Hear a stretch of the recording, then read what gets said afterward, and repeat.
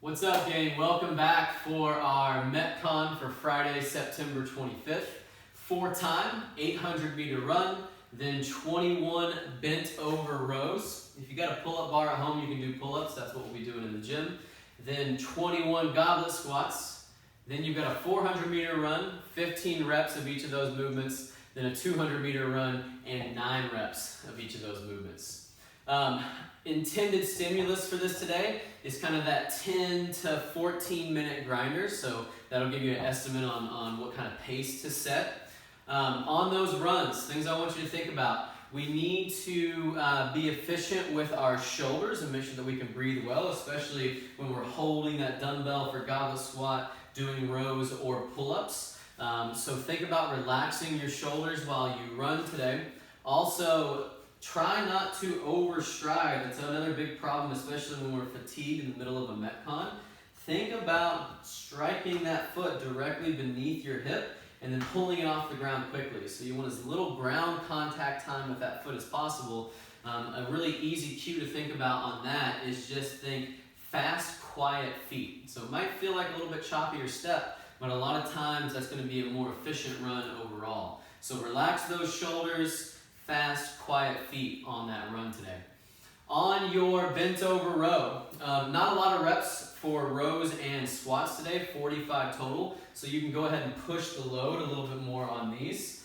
I like to always stand that first rep all the way up just so I can get organized. From there, I have a soft bend in the knee. I'm hinging forward like I'm doing an RDL. Spot check here. Make sure you still got that proud chest. A lot of times people round out that upper back. So proud chest, belly tight, arms start long. I pull my elbows as far behind me as I can. Control that down motion too. So still get a good squeeze on those. Don't rep through those so fast today that you don't feel that good contraction through your back. Next movement is goblet squat. On those goblet squats today, I want you to think about pushing up and into whatever object you're holding on to. That's going to help set up that upper torso in a nice firm position. And it's going to help you tie into that core a little more. So pushing up into that object. The other thing I want you to think about is pulling that chin back a bit so you can lengthen the back of your neck. That's going to help you keep a long spine. Keeping the back of that neck long, pushing up into that object.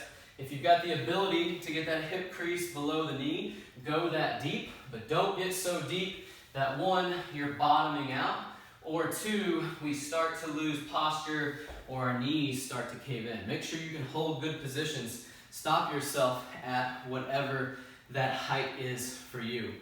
As far as how to pace this workout, it is still deload week. So let's think about cruising through that first round of 821. Having enough in the tank to where we can pick up the pace a little bit on the round of 415. And then that round of 209 is really short. So at that point, I think you can kind of sprint to the end. Prescribed weight, if you're looking for that today, is going to be 50 and 35 on that dumbbell. Good luck with that Metcon. We've got a benchmark WOD Grace coming up tomorrow. So hopefully you guys will have a chance to do that. And we'll see you then.